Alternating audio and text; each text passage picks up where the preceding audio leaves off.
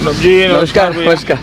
कैसे हैं प्रधानमंत्री जी? देखिए, मजदूरी कर रहे हैं। नहीं, आप इतना आजकल घूम रहे हैं और बहुत कैंपेनिंग बहुत इंटेंस है इस बार आपकी। वैसे हर चुनाव में करते हैं, कोई ज़्यादा अलग से कर रहे हैं ऐसा तो नहीं है।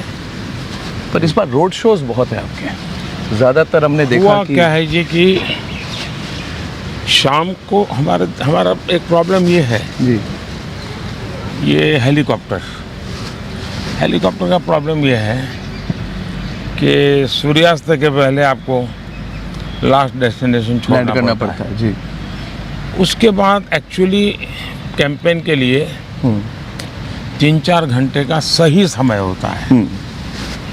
अब वो मेरे जैसे को काम नहीं आता है क्योंकि मेरे लिए तो फिर उसमें से मैंने एक रास्ता खोजा जी कि जहाँ मेरा डेस्टिनेशन ख़त्म हो जाता है तो मैं एक स्थान पे रोड शो कर लूँगा, तो एक एक्स्ट्रा कार्यक्रम मेरा। प्रधानमंत्री जी, मैंने जो ऑब्जर्व किया आपको, आप बहुत मास कांटेक्ट 1-to-1 कांटेक्ट करते हैं जब आप जाते हैं। मैंने देखा अहमदाबाद में एक बुजुर्ग महिला ने आके राखी भी लगाई है आपको वहाँ। जी। तो उस तरह का कांटेक्ट जो है वो रैली से ज़्यादा इन रोड शोज में भी होता होगा। वैसे रैली में भी अनुभव आता है, रोड शो में सिक्योरिटी के मर्यादाएं रहती हैं जी तो मैं ज़्यादा उनको एड्रेस नहीं कर पाता हूँ, लेकिन मैं देख लेता हूँ कि हाँ यार कोई खड़ा है, कोई चाहता है। जैसे कुछ बच्चे आजकल पेंटिंग बना के लाते हैं, ले आते हैं। हाँ, लेकिन उनके समाधान के लिए मेरा मन करता है कि मैं उनको ले लूँ। अगर एड्रेस है तो मैं चिट्ठी लिखता हूँ बच्चों को। जी हाँ। तो मोदी जी, ये कैंपेन मैं तो आपको बहुत सालों से फॉलो कर रहा हूँ, ये कैंपेन में कुछ अलग आपको लग रहा है पिछले 2014 या 9? और माहौल की बात जो होते हैं, इंटरव्यू से पहले पूछना चाहूँगा, ओवरऑल माहौल कैसा लग रहा है आपको इस बार? देखिए, 2014 के चुनाव में जब मैं गया जी तो देश मुझे जानता नहीं था। मैंने थोड़ा बहुत मीडिया से जानता था और मैं गुजरात में काम करता हूँ, उतना ही पता था उनको। जी उनको ये मालूम तो था नहीं भाई एक्चुअली क्या है, तो लोगों की क्यूरियोसिटी बहुत थी। जी तो 2014 में मैं देखता था, मैं जो चीज़ कहता था उसको वो बहुत ही एक प्रकार से नापने की कोशिश करता है, ऐसा मुझे उनकी आंखों से दिखता था। अच्छा कि ये क्या, ये हो सकता है क्या, ये संभव है क्या, क्योंकि उन्होंने ऐसा कभी देखा नहीं था। जी जी जी जी तो उनके लिए सब नयापन था।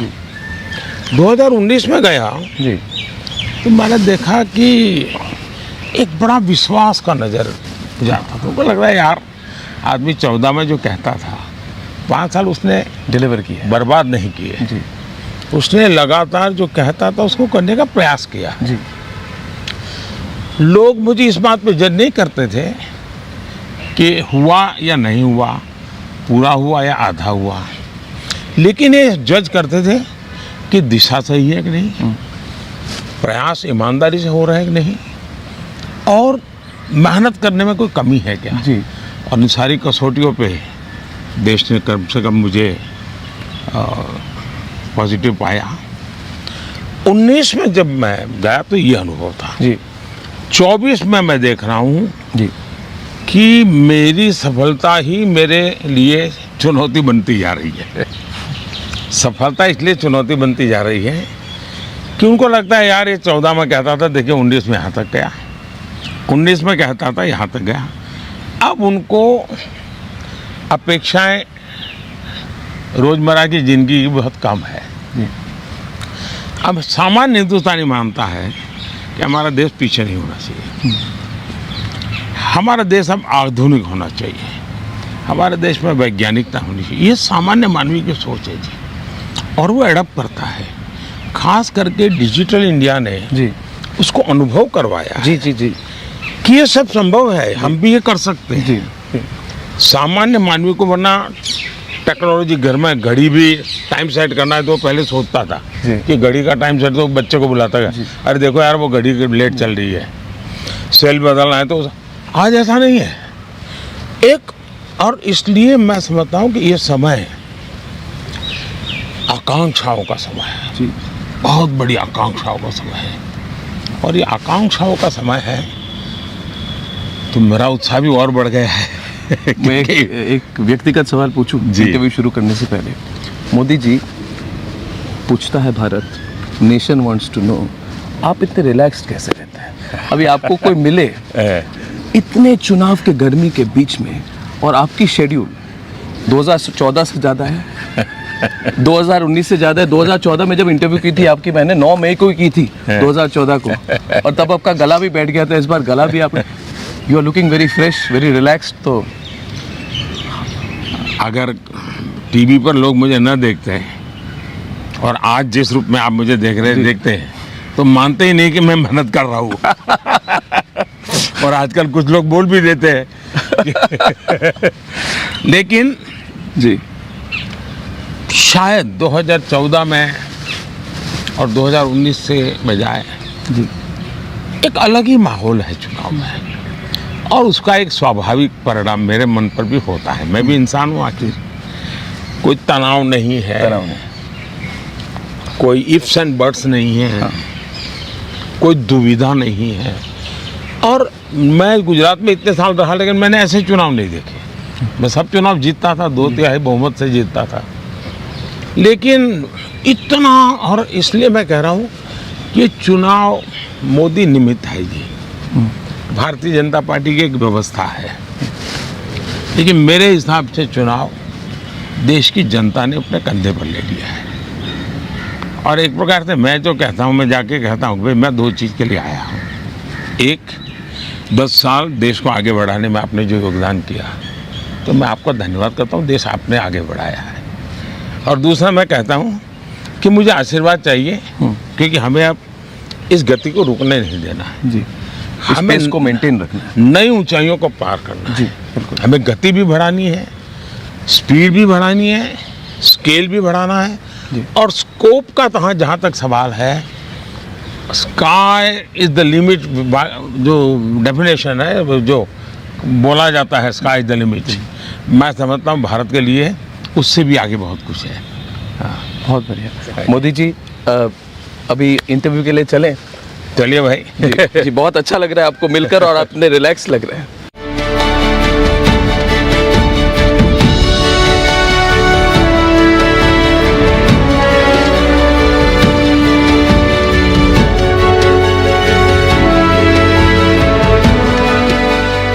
प्रधानमंत्री ji, republic network, republic TV, republic Bharat, republic Kannada और रिपब्लिक बांग्ला के सारे दर्शकों की ओर से बहुत बहुत धन्यवाद। आज ये मौका मिला है हमें 3rd और 4th फेज़ कैंपेनिंग के बीच में आपसे बात करने के लिए, तो कोशिश करेंगे जितना कवर करें। बट पहले तो बहुत बहुत धन्यवाद, आपकी इतनी बिजी शेड्यूल में आपने हमें समय दिया है आज। आपके सभी दर्शकों को भी और आपकी टीम को भी मेरा बहुत बहुत नमस्कार। ये चुनाव हम राजनेताओं के लिए तो दौड़ धूप का होता है, लेकिन शायद मीडिया जगत में, इसमें भी टीवी मीडिया के लिए तो सबसे ज़्यादा दौड़ धूप का समय होता है। लेकिन मुझे अच्छा है कि आपके कई राज्यों से जुड़ी हुई आपकी चैनल होने के कारण मुझे कईयों के साथ एक प्रकार से आज संवाद करने का अवसर मिल रहा है। मैं सबको नमस्कार करता हूँ। धन्यवाद। प्रधानमंत्री जी, पहला सवाल यह है कि आपने वेमागिरी आंध्र प्रदेश में और उसके बाद बंगाल में भी आपने कहा है, और इस बात को बहुत नोट की गई, कि आप जो गरीबों का पैसा जो भ्रष्टाचारियों ने लूटा है, आप एक कानूनी सलाह ले रहे हैं कि इसको कैसे वापस लौटाया जाए। और ये अगर ऐसी कुछ हो, ऐसी कोई स्कीम हो, तो शायद दुनिया भर में पहली बार होगा। इस पर अगर आप थोड़ा सा डिटेल में हमें ये बहुत अच्छा सवाल आपने पूछा है, और मैं मानता हूँ देशवासी भी जानना चाहिए, क्योंकि पब्लिक मीटिंग में मैं इतना बोल नहीं पाता हूँ जी। अब जैसे बिहार का मामला है, जब लालू प्रसाद जी रेलवे मिनिस्टर थे, तो उनका आरोप है कि जिन लोगों को नौकरी दी, बदले में जमीन ले ली है, और मामला सीबीआई में चल रहा है, मतलब कि प्रूफ सारा अवेलेबल। तो मेरा आग्रह रहेगा, मैं वकीलों से सलाह ले रहा हूँ कि जो बच्चे नौकरी पाने के लिए जमीन खोई है, अपनी पैतृक संपत्ति है, वो अब मजबूरी में उन्होंने दे दी, मैं चाहूँगा कि जमीन उन बच्चों को वापस मिले। उसी प्रकार से आपने देखा होगा बंगाल में सरकारी नौकरी की हर भर्ती का रेट कार्ड है, रेट कार्ड अवेलेबल है, और उनके हर स्तर पर वो पैसा किसको कितना मिलेगा, कहाँ जाएगा, वो भी बांटने की व्यवस्था है।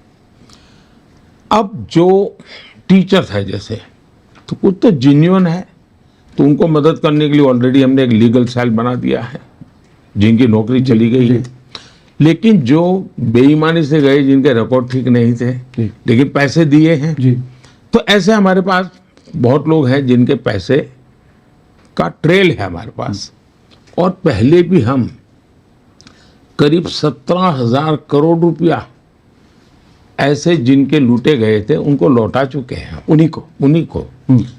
अब केरल में देखिए, कोऑपरेटिव बैंक का इतना बड़ा स्कैम, अब वो तो middle class, lower middle class family के पैसे हैं, बेचारों ने जिंदगी भर मेहनत करके बैंक में पैसा रखा था। ये कम्युनिस्ट पार्टी का वहाँ सारा बैंकों पर कंट्रोल है। उन्होंने अनाप शनाप उन पैसों से व्यापार किया, पैसे डुबो दिए, लूट लिए। अब वो उनका क्या, तो मैंने इनकी सारी की प्रॉपर्टी अटैच की हुई है, इन सारे नेताओं की भी, बैंक की भी। अब मैं उस पैसे उन गरीबों के जो डूबे हैं लौटाना चाहता हूँ, तो मैं लीगल एडवाइस लूँगा। लेकिन ऐसे कई केसेस हैं जिसमें ट्रेल मिलता है कि हाँ, इस आदमी ने इस काम के लिए इनको पैसा दिया। तो विक्टिम जो है, अक्यूज्ड है, दोनों को जाना जाता है। हाँ, ट्रेल भी है। और इसलिए बड़ी आसानी से संभावना है। तो अब तक हम अलग अलग बाबत विषयों में 17,000 करोड़ रुपये, ये देश में नहीं दुनिया में भी शायद पहली घटना होगी, 17,000 करोड़ रुपये हम वापस दिए थे। और मैं तो चाहता हूँ कि मीडिया ने इसकी चर्चा नहीं की, वरना ये इतना बड़ा महत्वपूर्ण विषय है, सबसे बड़ा। क्योंकि चर्चा ये तो होती है, चोरी होती है जो वो जेल चला गया, लेकिन गरीब का क्या, मैं गरीब को देना चाहता हूँ। नहीं, बहुत बड़ी सोच है। क्या आपको लगता है तीसरे कार्यकाल में आप ये कर पाएंगे राष्ट्रीय स्तर पर? ऐसा है, मैंने किया तो एक सक्सेस स्टोरी है जी, एक्सपीरियंस है, लेकिन हर चीज में लीगल एडवाइस लेनी पड़ती है। मैं हवा में गोली नहीं चला सकता, लेकिन 17,000 करोड़ रुपया देने के कारण मेरा विश्वास है कि मैं दे पाऊंगा। और दूसरा, हमारे पास यानी हमारी एजेंसीज के पास करीब 1.25 लाख रुपए के जमा पड़े हैं जी, लूटे हुए इनके जी। ये आप देखते होंगे टीवी पर, नोटों के पहाड़ मिल रहे हैं जी। ये किसी को तो है ना, और गरीब आदमी के ही होते हैं जी, मिडिल क्लास फैमिली के होते हैं, तो उनका हक है, उनको वापस मिले। हाँ। प्रधानमंत्री जी, अगर आप ये कर पाएंगे तो दुनिया की पहली ऐसी स्कीम होगी और ये बहुत नोट की जाएगी और एक स्टैंडर्ड बन जाएगी, एग्जाम्पल बन जाएगी पूरे दुनिया के लिए, और एक डर का माहौल भी बन जाएगा कोई अगर भ्रष्टाचार करे तो हम तब कर सकते हैं जब हम पर कोई दाग नहीं होता है, हम खुद कहीं इस प्रकार में लिपटे नहीं होते, तब बड़ी हिम्मत के साथ हम जाते हैं। तो सामान्य मानवी को विश्वास होता है, यार मोदी कह रहा है तो जरूर कुछ करेगा। और मान लीजिए 10 में से उसको 8 पैसा मिला वापिस, तो भी इसको लगेगा ठीक है, मेरा 2 पैसा नहीं ले पाए, ठीक है, 8 लाने के लिए तो मोदी ने मेहनत की है, ये उसको मैसेज जाएगा जी। प्रधानमंत्री जी, भ्रष्टाचार से जुड़ा मेरा अगला सवाल है कि आप 2014 में आप जब सत्ता में आए तो आपने भ्रष्टाचार के खिलाफ जो आवाज़ उठाई थी, उसके बेसिस पर, आपकी लीडरशिप के बेसिस पर, आपके गुजरात के ट्रैक रिकॉर्ड पे बेसिस पर 10 साल हो गए प्रधानमंत्री जी, अब भी वो लड़ाई क्यों चल रही है? पहली बात, हम ख़त्म क्यों नहीं कर पाए इसको? दूसरी बात है कि विपक्ष कहती है कि ICE, इनकम टैक्स, CBI और ED, इनका दुरुपयोग किया जा रहा है, और वो कहते हैं कि क्या ये संभव है कि सिर्फ हमारे ही नेता भ्रष्ट हैं? क्या बीजेपी के कोई नेता भ्रष्ट नहीं है? बीजेपी की कर सरकार में भ्रष्टाचार नहीं हो रही है? तो इस पर अगर आप रिस्पॉन्ड करें। हमारे देश में चर्चा का रूप कैसे बदलता गया। पहले सभी राजनीतिक दल भ्रष्टाचार के खिलाफ बोलना एक फैशन थी, लेकिन करना वही गोरख धंधे और सबके सामने बड़े सफेद दूध जैसे दिखाई दे रहा। जब से मैं आया हूं तो पोल खुलने लगी है कि ये जो बहुत बड़ी बड़ी बातें करते थे उन्हीं के हाथ पैर में गड़बड़ है। अब ये चीजें सबूतों के सामने आई हैं। अब उनको लगा है कि हम भी जो उपदेश देते हैं भ्रष्टाचार खत्म होना चाहिए, अब दे नहीं पाएंगे, तो उनका बोलना बंद हुआ तो उनको लगता है कि यार पहले तो हम भी भ्रष्टाचार को गाली दे करके अपनी वो कर लेते थे, अब वो कर नहीं पा रहे हैं। दूसरा, कोई मुझे कहे भाई 2014 में मुझसे मीडिया क्या पूछता था कि भाई 2014 में आप भ्रष्टाचार पे इतने आरोप लगा करके आए, एक्शन क्यों नहीं लिया? मुझे ये पूछा जाता था एक्शन क्यों नहीं लिया। मैं किसी को बदला तो लेना नहीं चाहता था, मैं किसी का नुकसान नहीं करना चाहता था, लेकिन मैंने सरकार में खुली छूट दी थी कि कानूनन तरीके से जो भी चीजें हैं बारीकी से वेरीफाई कीजिए, और अगर मेरी पार्टी का होगा या किसी और पार्टी का होगा, पॉलिटिकल होगा या नॉन पॉलिटिकल होगा, व्यापारी होगा या ब्यूरोक्रेट होगा, ड्रग माफिया होगा कि गन माफिया होगा, हम किसी को नहीं छोड़ेंगे। ये मैं मेरी अपनी टीम, सरकार की सिस्टम का मेरे यही वाक्य होते हैं। उन्होंने अपना काम शुरू किया और मुझे गालियां सुननी पड़ रही थी, बड़ी बड़ी बातें करते थे, कुछ नहीं निकाला नहीं। जैसे एक और मुख्यमंत्री है जो बहुत बड़ी बातें करते, शीला दीक्षित जी को कितनी गालियां दी थी, कितना बदनाम किया था। और मैं व्यक्तिगत रूप से शीला जी का बहुत सम्मान करने वाले व्यक्तियों में से हूँ, वो कांग्रेस के नेता थे, लेकिन उन पर जो आरोप लगाए और जीवन के आखिरी दिन में जिस प्रकार से उनको बदनाम किया गया, मैंने उनको देखा है निकट से, मैं ये बातें गले मेरे नहीं उतरती थी, और इसलिए मैं सीरियस था कि भाई रियलिटी क्या है। और सरकार में आने के बाद मुझे सुविधा थी। हम धीरे धीरे धीरे करते करते करते करते देखे तो 17 में 18 19 बाद में धीरे धीरे करके चीजें, अब जब 1.25 लाख करोड़ रुपया दिखता है आपको अटैच, आपको कैश के ढेर दिखते हैं, उसके बाद आप कैसे कह सकते हो कि ईडी सीबीआई गलत कर रही है? मान लीजिए पुलिस वाले ने किसी को खून से रंगे हुए चाकू के साथ पकड़ा, फिर आप कहेंगे कि ये पुलिस गलत है, गलत आदमी को पकड़ा है, कैसे गले उतरेगा जी? देश देख रहा है जी। और इसलिए मैं मानता हूं, दूसरा मेरा अपना ट्रैक रिकॉर्ड जी, इतने साल में रहा। आपको याद हो मेरे यहाँ Amar Singh Chaudhary leader of the opposition थे, जी, उनका ऑफिशियल बयान था कि भाई मोदी जी पर हम बाकी बात सब करेंगे, लेकिन हम उन पर भ्रष्टाचार का कोई आरोप नहीं लगा सकते। ये लीडर ऑफ द अपोजिशन का, और वो एक बार मुख्यमंत्री रह चुके व्यक्ति थे, वो सामान्य व्यक्ति नहीं थे। उन्होंने ये कहा था कि भाई मोदी जी पर ऐसी बात नहीं कर सकते, उनकी सरकार पर भी नहीं कर सकते, ये उनका बयान था। एक बार गुजरात कांग्रेस के नेताओं ने मुझ पर आरोप लगाया कि मोदी के पास 250 पैर कपड़े हैं। तो उसी दिन मेरी एक पब्लिक मीटिंग थी तो मैं पब्लिक मीटिंग में मैंने बोला, मैंने कहा मेरा सुना है कि हमारे कांग्रेस के मित्रों ने मुझ पर आरोप लगाया है कि मेरे पास 250 पैर कपड़े हैं। मैंने कहा उसमें या तो 2 गलत है या 5 गलत है, लेकिन चलो मान लो, मैं तो कहता हूँ, मैं पब्लिकली कहता हूँ कि भाई ठीक है, चलो उन्होंने कहा तो मान लेता हूँ मेरे पास 250 पैर कपड़े हैं। अब आप मुझे बताइए कि आपको कैसा मुख्यमंत्री चाहिए, जिसके दामाद के पास 250 एकड़ लोगों की दबाई हुई जमीन है, वो मुख्यमंत्री चाहिए, कि 250 पैर कपड़े वाला चाहिए? आपको 250 करोड़ रुपया विदेशी बैंक में जमा किया हुआ किसी रिश्तेदार का, वो मुख्यमंत्री चाहिए कि 250 कपड़ों वाले?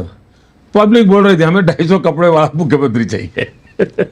तब से as far as Gujarat is concern, Congress के लोगों ने मुझ पे ऐसे आरोप लगाने की गलती नहीं की। तो तीसरे कार्यकाल में ये भ्रष्ट जो हैं, जिन पर कार्रवाई चल रही है और जो है अभी भी, जिन पर हुई नहीं है, उनके लिए क्या मैसेज है आपका? ऐसा है, मेरा मैसेज मेरी सरकार का एक विजन स्टेटमेंट होता है। मेरा मैसेज मेरे व्यक्तिगत वैल्यूज से जुड़ा होता है। मेरा मैसेज मेरे कमिटमेंट से जुड़ा होता है। और इन तीनों विषय में मेरा एक कमिटमेंट है कि मेरे देश में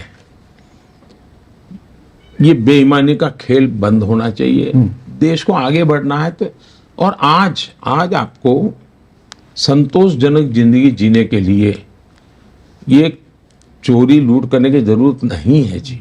अब देखिए काला बाजारी धीरे धीरे वो विषय खत्म इरेलेवेंट हो रही जी, लगभग। वरना आज से 20 साल पहले, 15 साल पहले काला बाजारी आती थी। जी जी जी। अब बहुत रेयर केस में कभी काला बाजारी की बात आती है। जैसे काला बाजारी की दुनिया से हम मुक्त हो रहे हैं, वैसे ही भ्रष्टाचार से मुक्त हो सकते हैं, ये मेरा विश्वास है। तो मैं मैं न्यायाधीश तो हूं नहीं, मैं सजा नहीं दे सकता हूं, नहीं मैं पुलिस वाला हूं कि मैं अरेस्ट कर सकता हूं। मैं सरकार को सूचना दे सकता हूं कि मेरी सरकार है, उसका करप्शन के विषय में जीरो टॉलरेंस है, zero compromise. Zero tolerance. Compromise का तो सवाल नहीं उठता, मेरे दरवाजे पर दस्तक नहीं दे सकता है कोई कॉम्प्रोमाइज के लिए। लेकिन एक तो पहलू ये हो गया, लेकिन दूसरा आपको मेहनत करके सॉल्यूशन भी देने पड़ते हैं। जी जी जी। सिर्फ मैं उपदेश दूं और डंडा चलाते रहे लोग हमारी सरकार वाले, इससे नहीं चलता है।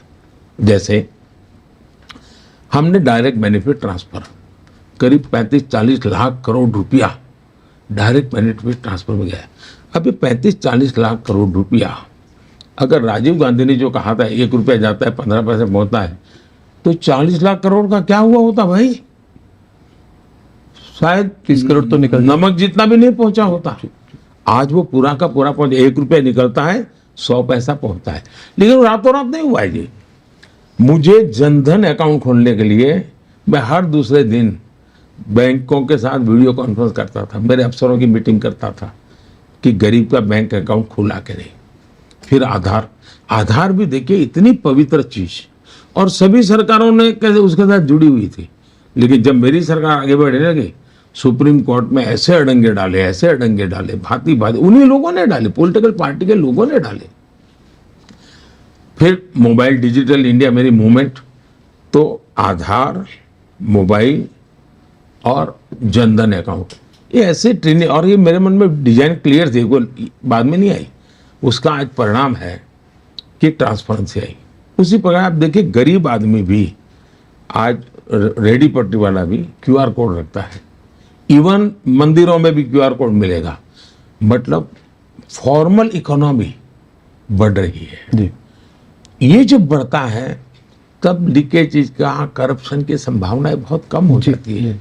इवन इलेक्शन में सुप्रीम कोर्ट ने कहा था कि 20,000 रुपये तक आप ले सकते कैश। मैंने कानून बनाकर इसको शायद 2,500 कर दिया, 2,000-2,500 कर दिया। क्यों भी कैश मैंने कम किया। फिर मैंने 2,000 के नोट खत्म कर दी, 1,000 के नोट खत्म कर दी। ये क्यों किया कि जो नोटों के बंडलों का खेल चल रहा है वो मुझे बंद करना है। यानी एक के बाद एक मैं कदम भी ले रहा हूं पॉजिटिवली। तीसरा विषय है जैम पोर्टल मेरा गवर्नमेंट का। गवर्नमेंट को लाखों रुपए की चीजें खरीदनी पड़ती है, लाखों करोड़ की खरीदनी पड़ती है, वो अब जैम पोर्टल पे है। गरीब से गरीब आदमी अपनी एक चीज सरकार को भेज सकता है जी। कोई टेंडर की ये ओपन है, सब चीजें ओपन है, सारे चीजें ऑनलाइन ऑक्शन होने लगी, तो ट्रांसपेरेंसी इतनी आई है। तो सरकार ने भी पॉजिटिव चीजों पर जितना ज्यादा बल मिले दे सकते देना चाहिए। तो हम दोनों तरफ काम कर रहे हैं। जी जी जी जी। प्रधानमंत्री जी, राजनीतिक सवालों पर ये एक कांग्रेस पार्टी के निजी या कहे वरिष्ठ सलाहकार हैं गांधी परिवार के, ये सैम पिट्रोडा जी अब बहुत कुछ कह चुके हैं और गुस्सा भी है बहुत देश में। अब कल ही उन्होंने बात की लोगों के रंग को लेकर। उन्होंने कहा कि दक्षिण भारत के लोग अफ्रीकन जैसे लगते हैं, उत्तर और पूर्वोत्तर के लोग चाइनीज़ लगते हैं, पश्चिमी भारत के लोग अरब हैं, और एक तरह रेसिस्ट कमेंट है, बहुत रेसिस्ट कमेंट। इसके पहले उन्होंने इनहेरिटेंस टैक्स की बात की जिस पर आपने रिस्पॉन्ड किया था स्पीच पर। तो ये सब जो बातें हैं, ये रेसिस्ट प्रोफाइलिंग, अभी कांग्रेस पार्टी कहने की कोशिश कर रही है कि उनकी निजी बातें हैं। क्या आपको लगता है कि निजी बातें हैं कि एक तरह से उनकी जो अंदर की सोच है वो बाहर आ गई है कांग्रेस पार्टी? इसको अलग अलग देखें जी। आप अर्नब है जी, उनके हिसाब से मैं अरब हूं।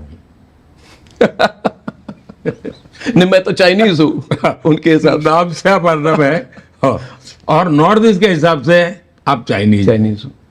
अब ये मुझे याद है जी, ये चीजें बहुत गहरी चोट पहुंचाती है, बहुत चोट पहुंचाती। और मैं उस समाज से आया हूं, उस सामाजिक आर्थिक तबके से आया हूं, तो मैंने ऐसे अपमान बहुत झेले हैं, इन कारणों से झेले हैं। तो मुझे मालूम है ये कितना दर्द करेगा जब देश के लोग सुनेंगे। तो और ये मुझे आइसोलेटेड नहीं लगता है। अच्छा। कल जरा तूफान ज़्यादा हो गया है तो उन्होंने श्याम पित्रोड़ा से इस्तीफा ले लिया, लेकिन उसके 5 दिन पहले उनका एक खुद का शाहजादे का एक मीटिंग का रिपोर्ट देख लीजिए। उसमें वो कहते हैं यानी वर्ग विग्रह यही उनके लिए रास्ता बचा है। पॉलिटिकल अचीवमेंट के लिए वर्ग विग्रह इनकी सोची समझी रणनीति है। इसको लाइट न ले देश के लोग और इसको राजनीतिक आरोप प्रत्यारोप के दायरे में उसमें न देखें। सीमा में बांध करके न रखें। एक गंभीर विषय है। उन्होंने कहा कि ये जो पेपर सेट करने वाले होते हैं अलग अलग एग्जाम के, नीट के वगैरह, वे सारे अपर कास्ट के लोग होते हैं और वो बहुत ही कम है। वो ऐसे पेपर सेट करते हैं इसलिए तुम दलित आदिवासी लोग नापास होते हो। फिर उन्होंने उदाहरण क्या दिया कि अमेरिका में जब तक गोरे लोग पेपर सेटर थे तब तक काले लोग फेल होते थे। जब से काले लोग पेपर सेटर बनने लगे तो गोरे लोग फेल होने लगे। ये उदाहरण काले गोरे का और सप्ताह के बाद श्याम पित्रोड़ा का बयान दो अलग नहीं है।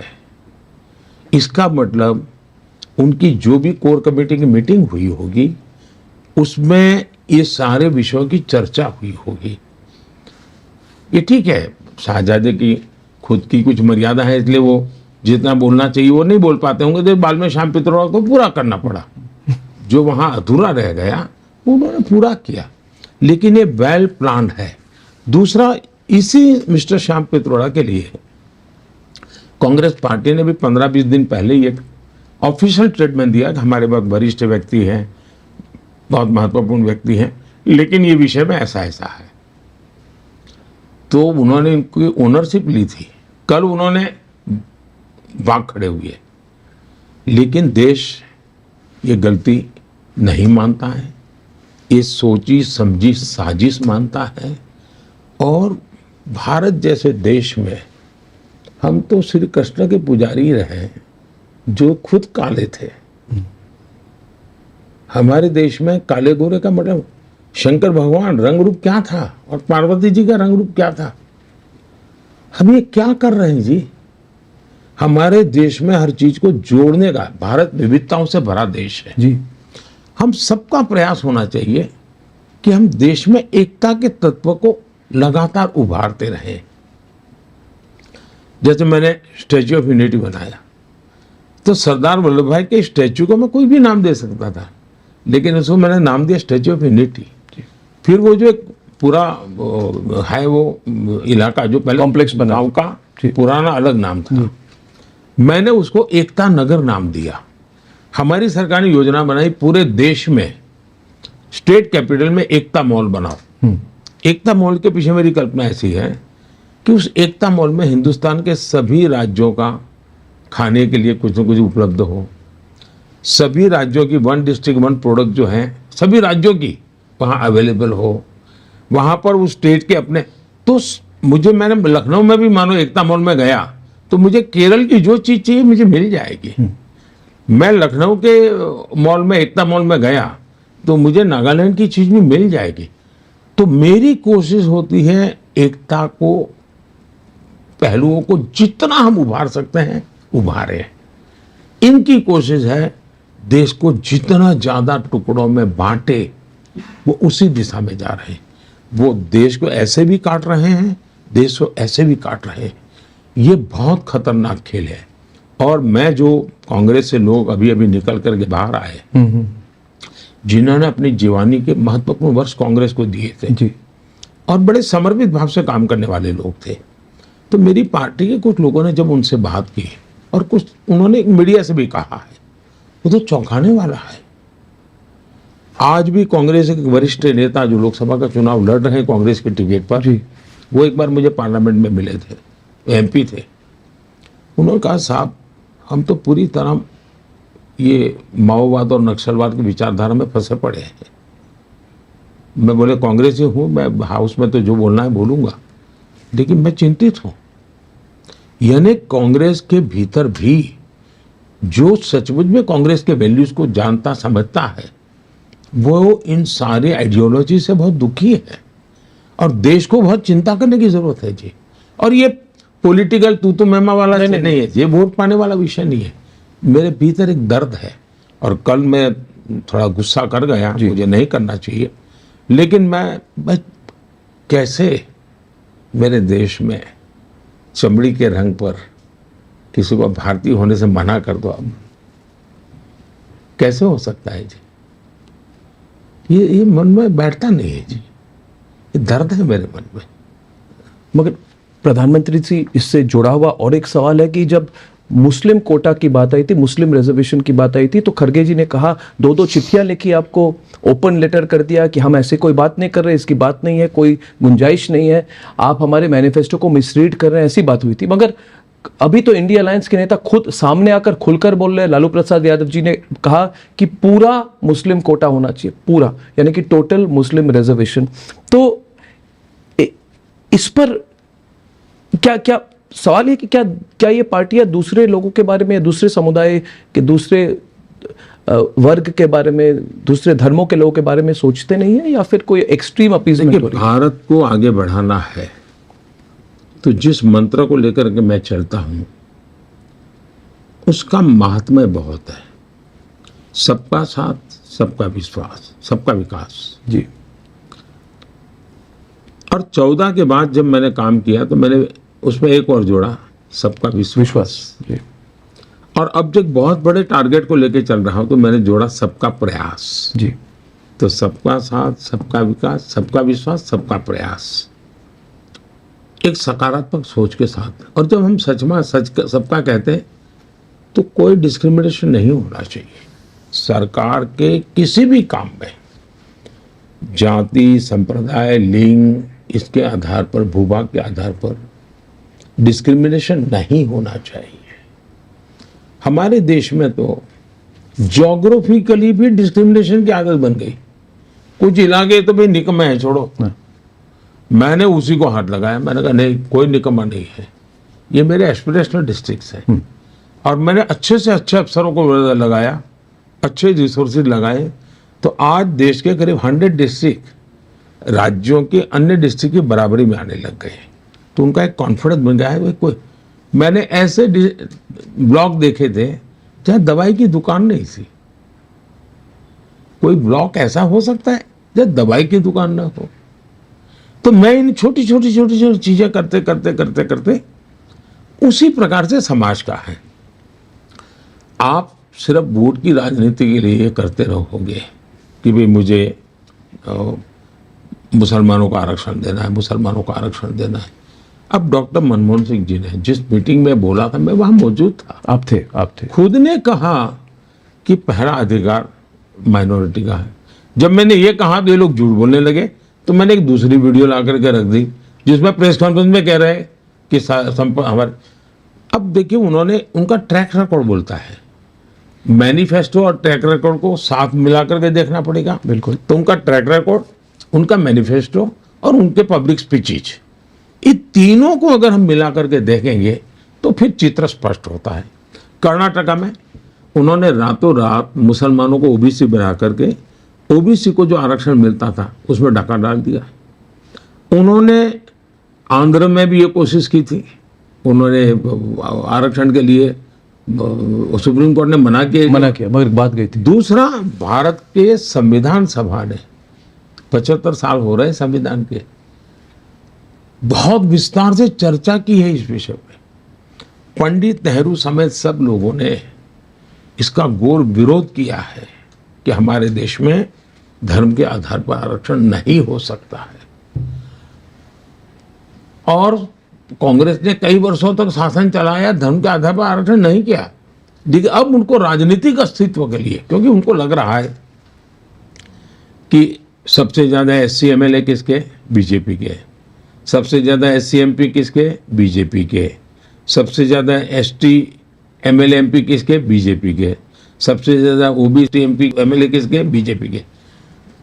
फिर मेरी गरीब कल्याण की योजना है, जो इन्होंने आज तक गरीबों को अंधेरे में रखा था, वो गरीब कल्याण की योजना गरीबों को लगा कि भाई देश का भला करने वाला एक आदमी काम कर रहा है, एक पार्टी काम कर रही है, तो उनकी जमीन खिसकने लगी।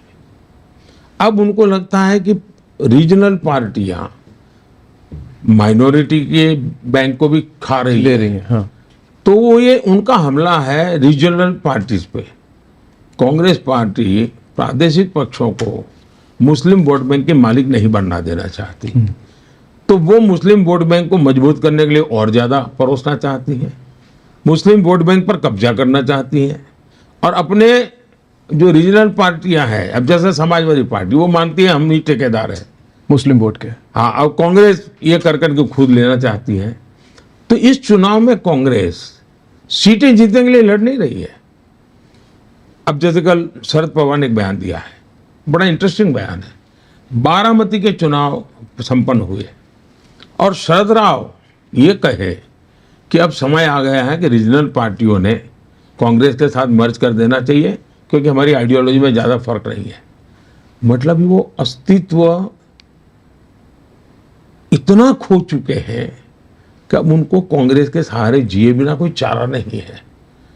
इसका मतलब हुआ कि ये जो खेल चल रहा है वो ऑपोजिशन की स्पेस को कांग्रेस सबसे ज्यादा एक्वायर करना चाहती है, और इसलिए इनका ये, और उसमें धर्म के आधार पर आरक्षण ये सबसे खतरनाक है जी। कोई देश ऐसे चल ही नहीं सकता है जी। होता क्या है जी, अगर मैं मुसलमान बोलूं तो मेरे देश के कुछ इकोसिस्टम टूर कहती है मोदी ने चुनाव में हिंदू मुसलमान क्यों लाया। हिंदू मुसलमान मोदी नहीं लाया है, आपके एक्शन में हिंदू मुसलमान है, तो मुझे देश के सामने आपको बेनकाब करना बहुत जरूरी है। It is my duty to educate the people, True. It is my duty to convey the people. उसको अगर कोई मुझ पर आरोप लगा कि मेरी भाषण कॉम्युनल है, मैंने न मुसलमान के खिलाफ कुछ बोला है न मैंने इस्लाम के खिलाफ बोला है, मैं सेकुलरिज्म के नाम पर देश के ताने बाने को तोड़ने का जो प्रयास हो रहा है, चाहे चमड़ी के रंग पर हो, उपासना पद्धति पर हो, भाषा पर हो, ये मैं समझता हूं कि नहीं चल सकता। और मैंने तो कल चुनौती दी है जी। तमिलनाडु के हमारे नेता बहुत उछल उछल करके तमिल की बात करते हैं, डीएमके के। उनमें अगर हिम्मत हो तो कल के कांग्रेस के इस बयान के बाद अफ्रीकन कह दिया है उनको, उन्होंने 1 मिनट भी कांग्रेस के साथ समझौता नहीं रखना चाहिए। डीएमके ने कांग्रेस के साथ समझौता तोड़ देना चाहिए। करे खुल, अगर उनको तमिल स्वाभिमान की चिंता है तो इतना बड़ा अपमान किया है कांग्रेस ने, समझौता तोड़ दो। उनके एक प्रवक्ता ने कहा नहीं गलत समझा गया उनको। ये लिपापोती है, इतना बड़ा देश ऐसे गलती, और खुद कांग्रेस ने स्वीकार किया तभी तो उनसे इस्तीफा मांग लिया। कांग्रेस ने खुद ने गलती नहीं मानी, कांग्रेस ने माना हाँ ये, मगर सैक नहीं किया। हाँ, सैक नहीं किया। ऐसा है कि ये उनकी कॉमन कोर कमेटी ने निर्णय की हुई चीज उन्होंने की है, लेकिन अब वो घड़ा उनके सर पे फोड़ने जा रहे हैं।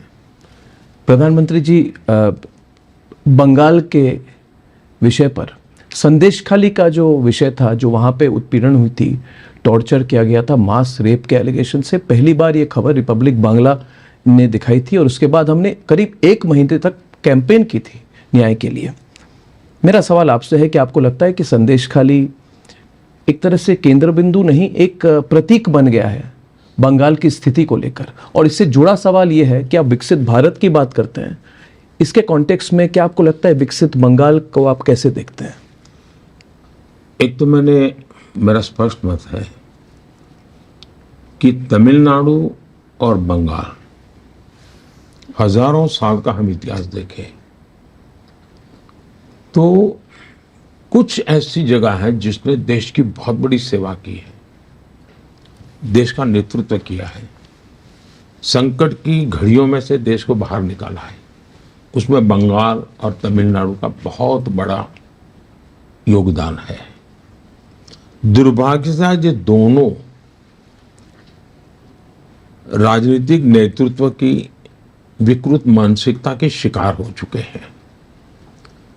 अब बंगाल में जिस प्रकार से जिन मुद्दों को लेकर के बंगाल की मुख्यमंत्री संसद में आवाज उठाती थी जब वहां लेफ्ट की सरकार थी जी, आज उन्हीं मुद्दों को हम बोल रहे हैं।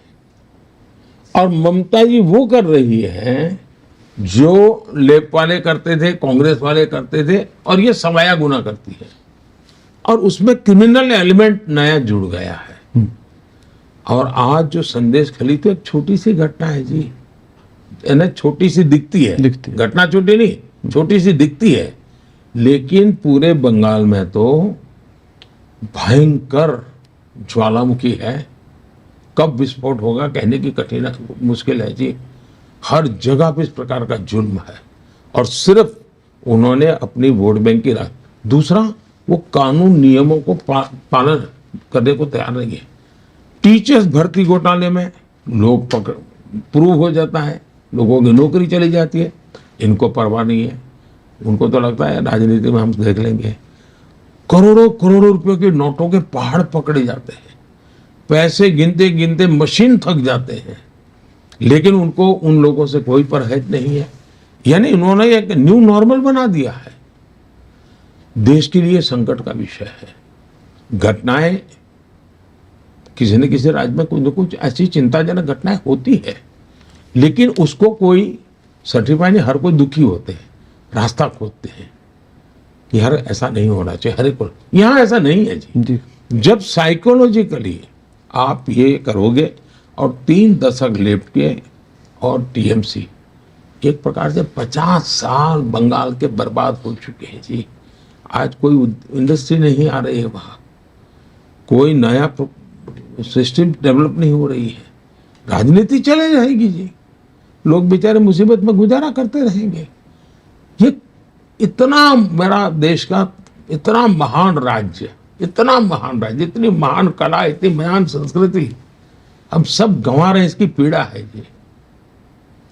मोदी जी, राम मंदिर के मुद्दे पर मैं कई जगह थोड़ी बहुत रिपोर्टिंग कर लेता हूँ। अभी भी तो गया था मैं, जब भी वहाँ पे जय श्री राम के नारे लगते हैं बीजेपी के, तो कार्यकर्ता ही नहीं, क्योंकि एक रैली में सब कार्यकर्ता तो नहीं होते, हजारों लोग होते हैं। तो राम मंदिर के जब भी जय श्री राम की बात आती है, एक तरह से उत्साह बढ़ जाती है। अभी भी ये खुलकर हो रही है, अच्छी बात है।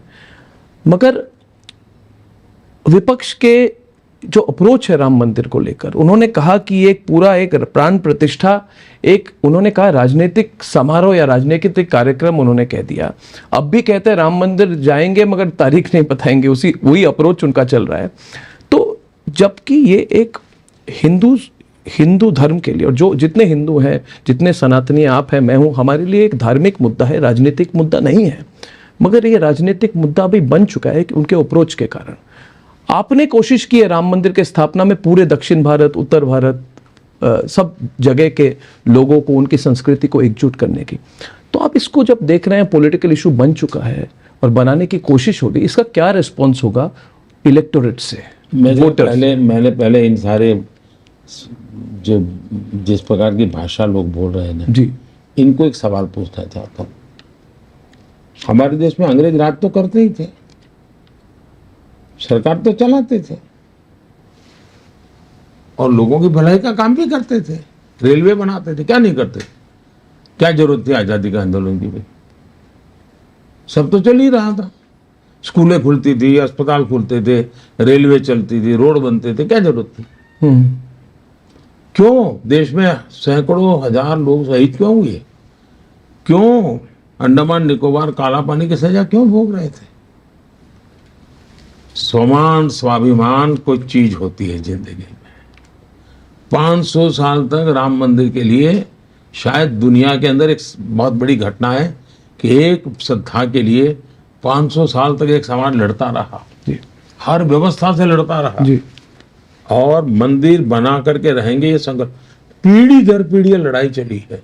सचमुच में तो ये 500 साल का इतिहास सिर्फ हिंदू को नहीं, दुनिया के हर समाज को इंस्पायर कर सकता है।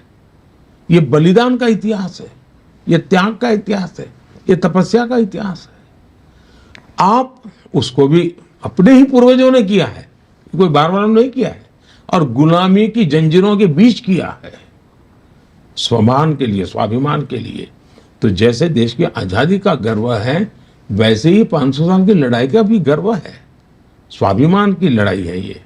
लेकिन चूंकि आपके सेकुलरिज्म जो अपने खोखलापन है, उसके लिए डर करके जियोगे तो क्या चलेगा। दूसरा, ये पॉलिटिकल कैसे है भाई, वहाँ हिंदुस्तान के कला जगत के सभी लोग थे। अब देश के प्रधानमंत्री को बुलाया, देश के राष्ट्रपति जी को बुलाया, राष्ट्रपति जी को सुविधा नहीं थी, राष्ट्रपति जी ने तारीख अलग दी और वो अलग तारीख को गए भी जी। देश के प्रधानमंत्री ने कहा मैं तो ये प्रभु राम का आदेश मानता हूँ, मैं आऊँगा। तो देश का प्रधानमंत्री गया और प्राण प्रतिष्ठा का मैं साक्षी बना। मुझे तो कोई हक नहीं है, वो तो पंडितों का और उसके शास्त्रों के जानकार लोगों का है। मैं एक साक्षी भाव से वहाँ बैठा था और मैं करके आया। और मैंने कहा था भाई, उस दिन मेरा भाषण भी क्या था कि हमारी यात्रा राम से राष्ट्र की तरफ है, हमारी यात्रा देव से देश की तरफ है। ये जो इंस्पिरेशन मिलता है वो देश की भलाई के काम आना चाहिए। दूसरा, ये राम मंदिर के जो ट्रस्टी हैं उनकी विशेषता देखिए साहब, उन्होंने जिन्होंने घोर विरोध किया था लगातार भी, उनके भी यहाँ जाकर के निमंत्रण दिया, सम्मान दिया उनको और ये मैसेज दिया कि भाई अब तक जो हुआ सो हुआ, अब सुप्रीम कोर्ट ने जजमेंट दे दिया है, चलो हम साथ मिलकर चले। उस निमंत्रण को उन्होंने ठीक करा दिया। दूसरी तरफ ऐसा ही निमंत्रण उन्होंने बाबरी मस्जिद का केस लड़ने वाले, राम मंदिर के खिलाफ अदालत में सुप्रीम कोर्ट तक लड़ने वाली 2-2, 3-3 पीढ़ी जिसकी लड़ती रही, वो इकबाल अंसारी, उनको भी निमंत्रण दिया। तो उन्होंने कहा भी अब सुप्रीम कोर्ट का जजमेंट आ चुका है, अब मेरा गिला शिकवा कोई रहता नहीं है। और वो स्वयं प्राण प्रतिष्ठा के कार्यक्रम में आकर के बैठे। इतना ही नहीं, उन्होंने उनका जो गनमैन है जो हिंदू है, तो उन्होंने एक बाजार से राम मंदिर की प्रतिमूर्ति खरीद कर उसको गिफ्ट दी इकबाल अंसारी जी ने। अब मैं सोचता हूं एक इकबाल अंसारी सच्चा सेकुलर है कि कांग्रेस सच्ची सेकुलर है? तो इस एक घटना से मुझे लगता है इकबाल अंसारी सच्चा सेकुलर है। जब तक लड़ना था अपने हकों के लिए वो लड़ते रहे, न्यायपालिका ने कहा तो उसको स्वीकार करते चले, और ये लोग हैं उनकी वोट बैंक की राजनीति है। तो देश इकबाल अंसारी को भी देखता है और शाही परिवार को भी देखता है और मूल्यांकन करता है कि आपने इसको ठुकरा दिया, राजनीतिकरण आपने किया है। वहां एक शब्द बोला नहीं गया है किसी के खिलाफ। इवन इतना बड़ा 500 साल के बाद सुप्रीम कोर्ट में विजय हुआ था, लेकिन हिंदुओं ने जश्न नहीं मनाया था, उत्सव नहीं मनाया था, पटाखे नहीं फोड़े थे। क्यों? हम किसी भी समाज को दुखी, किसी को पराजित, और मेरा तो उस दिन स्टेटमेंट था और औरों का भी था कि ये जय विजय का विषय नहीं है, ये सबको जोड़ने का अवसर है ये। तो जिस दिन राम जन्मभूमि का जजमेंट आया उस दिन भी सबको जोड़ने की बात हुई है। लेकिन दुर्भाग्य है कि कुछ लोगों को इस प्रकार की प्रवृत्ति के बिना अपनी वोट में बिखर जाएगी, इसकी चिंता है। प्रधानमंत्री जी, आपके हर कार्य पर सवाल उठाए जाते हैं। एक अभी आपने भगवान श्री राम की बात कही, वैसे हमारे संविधान में भी राम राज्य का एक चित्र है, वहाँ पे राम सीता लक्ष्मण का चित्र है। नंदलाल बोस जी ने शायद वो चित्र बनाई है। और आज कहा जाता है कि नरेंद्र मोदी जी से डरिए, अगर नरेंद्र मोदी जी तीसरी बार प्रधानमंत्री बनेंगे, ये 400 पार क्यों चाहते हैं, इनकी मंशा क्या है। और ये कही जा रही है, इसमें बहुत सीधी तरह से आपसे पूछ रहा हूँ, कही जा रही है कि अगर इस बार प्रधानमंत्री बने और भी ज़्यादा ताकतवर प्रधानमंत्री बने तो ये संविधान को बदल देंगे। और आपने कहा है कि ये कोई बदल नहीं सकता अंबेडकर जी के संविधान को। मगर ये सवाल इतना उठ रहा है प्रधानमंत्री जी, मैं चाहता था इस इंटरव्यू में थोड़ी विस्तृत तौर से आप अपने पॉइंट ऑफ व्यू को मैं जरूर कहूंगा जी। जहां तक 400 का सवाल है, 2019 से 2024 मेरे पास जो सदन में संख्या बल है, बीजेपी का, एनडीए का और एनडीए प्लस का, वो करीब 400 है इफेक्टिव मेजॉरिटी ऑलरेडी। आज जो वर्तमान में पार्लियामेंट चल रही है, उस पार्लियामेंट में हम ऑलरेडी 400 हैं। करीब हम 360 एनडीए हैं, और हमें आंध्र मदद करता रहा, हमें उड़ीसा मदद करता रहा, हमें नॉर्थ ईस्ट मदद करता रहा, और 5 साल मदद की है।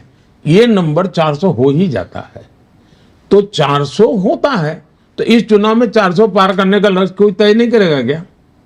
अगर मैं 400 पर हूं तो मैं मेरे कार्यकर्ता को मोटिवेट करने के लिए 400 पार की बात नहीं करूंगा क्या? और ये जनता से आया जी। दरअसल ये विषय जनता से आया। दूसरी बात, संविधान का जहां तक सवाल है, मैं सदन में संविधान दिवस मनाने के लिए प्रस्ताव लेकर आया। किसने विरोध किया? कांग्रेस पार्टी के स्वयं खड़गे जी ने खड़े होकर के भाषण किया कि संविधान दिवस की क्या जरूरत है, 26 जनवरी है ना भाई। अरे मैंने कहा भाई, संविधान के प्रति देश के लोगों की श्रद्धा बनाने के लिए, जैसे आज भी रामायण महाभारत के कथा कीर्तन होते हैं, हर पीढ़ी को वो ट्रांसमिट होता जाता है, संविधान को भी उसी भाव से, हमें श्रद्धा भाव से लोगों को देखने की आदत डालनी चाहिए। मेरे लिए संविधान वो चीज़ है, जब 60 साल हुए थे संविधान के, तब मैंने भारत सरकार को कहा था कि हमें संविधान का बहुत बड़ा महोत्सव मनाना चाहिए। भारत सरकार ने कुछ किया नहीं। मैंने मेरे गुजरात में संविधान के 60 साल के निमित्त बहुत बड़ा अभियान चलाया था। और इतना ही नहीं, मैंने संविधान ग्रंथ को हाथी के ऊपर सजाया था और मैं खुद हाथी के पैरों के पास पैदल चलता था। क्यों? सामान्य मानवी को मुख्यमंत्री से भी बड़ा संविधान होता है, ये संस्कार करने थे मुझे। तो संविधान के प्रति मेरा समर्पण ये है। मैं पार्लियामेंट में गया तो संसद को मैंने माथा टेका था। मैं 19 में जब प्रधानमंत्री पद के लिए मेरी पार्टी ने मुझे नेता चुना तो मैंने पहले मेरा सर संविधान के सामने झुकाया था, तब जाके मैंने पद का ग्रहण करता हुआ भाषण किया था। तो एक तो ये मेरा पक्ष हो गया। दूसरा, कांग्रेस वगैरह ने क्या किया है, देश का संविधान बनने के बाद सबसे पहले फिजिकली उस पर हमला किया उन्होंने, संविधान पर फिजिकल हमला। संविधान का जो शारीरिक रचना थी नंदलाल बोस के चित्रों के साथ, और वो चित्र नहीं थे जी, उसमें एक मैसेज था कि हजारों साल की संस्कृति का एक नई कड़ी हमारा संविधान है। और इसलिए उन्होंने हजारों साली सांस्कृतिक घटनाओं को जोड़ते हुए पेंटिंग बनाए थे। बहुत सोच विचार करके संविधान की बॉडी बनाई गई थी। मैं आत्मा की बात बाद में करता हूँ, मैं बॉडी की बात करता हूँ। ये चित्र मामूली चीज नहीं थी। चित्र राम का था, कृष्ण का था नहीं, उसमें हमारे देश के गणराज्यों की भी चर्चा है चित्रों में जी, है ना, पूरी नरेशन का, यानी पूरी तरह सांस्कृतिक इतिहास है उसमें। उन्होंने सबसे पहले इसको खत्म कर दिया, भारत पर फिजिकल संविधान पर हमला किया। दूसरा, उन्होंने जो आत्मा पर हमला किया, पहला बॉडी पे किया, फिर आत्मा पे किया। कैसे किया? भारत के संविधान का सबसे पहला जो सुधारा किया है पंडित नेहरू जी ने, जो उसमें उन्होंने अमेंडमेंट किया है, वो क्या किया? फ्रीडम ऑफ स्पीच पर रिस्ट्रिक्शन का मतलब उसकी आत्मा पर पहली चोट जो अपने आप को दुनिया में डेमोक्रेसी की बातें करते लोग हैं उन्होंने की। तो पहले शरीर से संविधान को खत्म किया, फिर संविधान की आत्मा को कर, अब वो संविधान की भावना पर हमला कर रहे हैं। संविधान की भावना है हमारे देश के फेडरल स्ट्रक्चर की। 100 से ज्यादा बार 356 का उपयोग करके बिना कारण सरकारें तोड़ दी गई। उस संविधान की भावना पर कुठाराघात था। फिर इमरजेंसी लाए, उन्होंने संविधान को पूरी तरह यानी एक वेस्ट पेपर बॉक्स में डाल दिया, ये हाल कर दिया। यानी सामान्य मानवी के लिए अब ये फिर से संविधान समाप्त करने का खेल खेल रहे हैं माइनॉरिटी का। अब आपने देखा जो बड़े शातिर पिक पॉकेटर होते हैं ना, शातिर पिक पॉकेटर, वो बड़े चालाक होते हैं। वो क्या करते हैं, मान लीजिए बस में चढ़ गए और किसी का बटुआ चुराया, वो बटुआ चुरा करके खुद रख देंगे, फिर एक और लड़का दौड़ेगा, ये चोर चोर चोर चोर, खुद मेरा बटुआ गया, मेरा बटुआ गया। फिर और लोग भी देखेंगे, तो जिसका ओरिजिनल गया वो भी देखेगा मेरा बटुआ गया। और फिर एक दौड़ता है, जिसने चुराया है वो तो यहाँ खड़ा है, साथ में ही खड़ा है, चिल्ला रहा है चोरा है चोरा है। और एक जो निर्दोष है वो भाग रहा है। क्यों? चालाकी है। इन लोगों ने, मैं इनको पिक पॉकेटर नहीं कह रहा हूं, ऐसे छोटे शब्द किसी के लिए मैं उपयोग नहीं करता हूं, लेकिन मैं उदाहरण इसलिए समझाता हूं कि वो अपना खेल खेलने के लिए उन्होंने चिल्लाना शुरू कर दिया, मोदी संविधान बदलेगा, मोदी संविधान बदलेगा, मोदी संविधान बदलेगा, जो कहीं है ही नहीं। न हम कभी बोले हैं, न हमने कभी सोचा, इतना ही नहीं, हम तो संविधान को इसके लेटर एंड स्पिरिट में जन जन तक पहुंचाना चाहते हैं। इन्होंने ये माइनॉरिटी के नाम का खेल खेलने के लिए खुद होकर के संविधान बदलना चाहते हैं, इसलिए ये चिल्लाहट शुरू की है। तो आपके कानों में वही आवाज आए और चोरी छुपे से पीछे वो करना। आप कह रहे हैं वो बदलना चाहते वो बदलना चाहते किस हैं। दिशा में? वो धर्म के आधार पर आरक्षण करना चाहते हैं, और जो संविधान की आत्मा पर आखिरी कील होगा, वो आखिरी बार होगा संविधान की आत्मा पर। संविधान सभा ने जब चर्चा की, महीनों तक चर्चा की, और उसमें पंडित नेहरू जैसे लोगों को छोड़ दीजिए, बाकी सब सनातनी थे जी, और सबने मिलकर के तय किया हमारे दलितों को आरक्षण मिलना चाहिए, हमारे ट्राइबल को आरक्षण मिलना चाहिए, हमारे ओबीसी को आरक्षण मिलना चाहिए। संविधान की भावना थी, क्योंकि इन लोगों के साथ और कारण थे। जबकि विचार हुआ, गंभीरता से हुआ, धर्म के आधार पर आरक्षण हमारे देश में नहीं दे सकते। धर्म के आधार पर देश बन चुका था एक जी। अब हमें यहाँ देश में धर्म के आधार पर चलने की जरूरत नहीं है, हमें ट्रू सेंस में सेक्युलर होकर चलना चाहिए। ये सेक्युलरिज्म पर भी वार कर रहे हैं। जब धर्म के आधार पर आप आरक्षण कर रहे हो, तब सेक्युलरिज्म पर वार कर रहे हो, और इसलिए देश चिंतित है। नहीं, आपने बहुत बड़ी बात कही that reservations on the basis of religion will be the last nail in the coffin of the constitution. प्रधानमंत्री जी, आपकी इकोनॉमिक एडवाइजरी काउंसिल ने एक रिपोर्ट दी है, मुझे बहुत इंटरेस्टिंग लगी, जिसके कहा गया कि पूरे दक्षिण एशिया में सबसे ज्यादा मेजॉरिटी के पॉपुलेशन कम हुई है भारत में 7.8% से, यानी कि हर दशक में 1% हिंदू पॉपुलेशन कम हुई है, मगर कोई मेजॉरिटी इन डेंजर की बात नहीं करता। ये आप उससे जुड़ा हुआ सवाल, ये मुस्लिम्स इन डेंजर और माइनॉरिटीज इन डेंजर की बात कही जाती है, और मैं आपसे सीधा सवाल करना चाहता हूं कि ये आपके छवि पर अटैक करने की कोशिश है? Is it to target Narendra Modi, और is it at a national international level also to affect our relationship with gulf countries? क्योंकि आपने जिस तरह से एक ऐतिहासिक कदम उठाई है, मिडिल ईस्ट के नेशन के साथ जो नया संपर्क बनाया, क्या उस पर अटैक है या आप पर पर्सनल अटैक है? पहली बात है, ये मोदी का विरोध करने में इतना संतुलन खो चुके हैं कि वे मर्यादाएं ला करके उनकी बातों से देश का भी नुकसान हो रहा है, ये समझ नहीं पाते, या तो जानबूझ करके कर रहे हैं।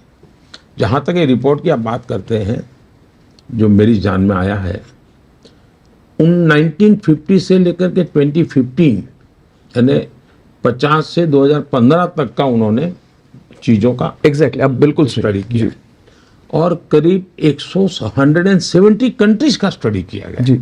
ये सिर्फ कुछ दक्षिण भारत के लिए, और इस स्टडी इस बात पर ही है, इस दौरान माइनॉरिटी में क्या बदलाव आया, इस विषय पर था। क्योंकि लोग कहते हैं दुनिया में माइनॉरिटी को दबाया जाता है, ये दुनिया की बात होती है। इससे मोटा मोटा आकलन लगता है कि देश में कुल मिलाकर के किस देश में माइनॉरिटी की क्या स्थिति है, चाहे वो अफगानिस्तान हो, श्रीलंका हो, बांग्लादेश हो, पाकिस्तान हो। ये रिपोर्ट कह रहा है कि इन सब देशों में माइनॉरिटी की संख्या कम हुई है, जनसंख्या कम हुई है। अकेला इन सारे क्षेत्रों में हिंदुस्तान ऐसा है कि जहां माइनॉरिटी की संख्या बढ़ी है। और इस स्टडीज में दो चीजें उभर करके आई हैं। एक 1950 से 2015 के बीच में भारत में, ये विभाजन के बाद की बात मैं कर रहा हूँ, 50 से बाद की बात कर रहा हूँ।